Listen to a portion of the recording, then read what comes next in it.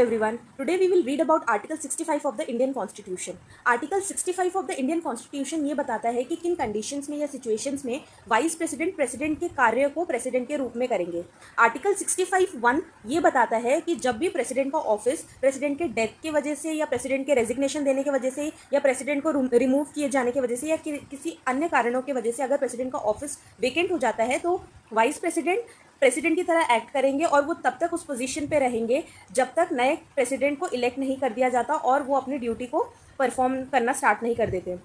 तो ये इसका एक मैक्सिमम पीरियड दे रखा है कि within 6 months of vacancy ही हमें इलेक्शन कंडक्ट करवाना पड़ेगा और नए प्रेसिडेंट को इलेक्ट करना पड़ेगा.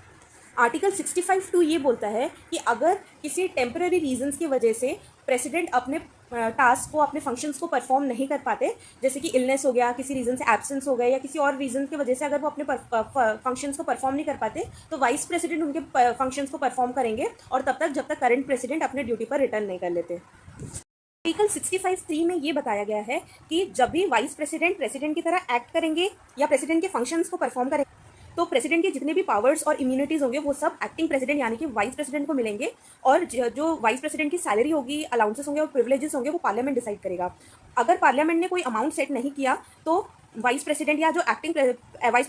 एक्टिंग प्रेसिडेंट होगा उनको वो अमाउंट मिलेगा जो second schedule of the Indian constitution में मेंशन है. Thank you.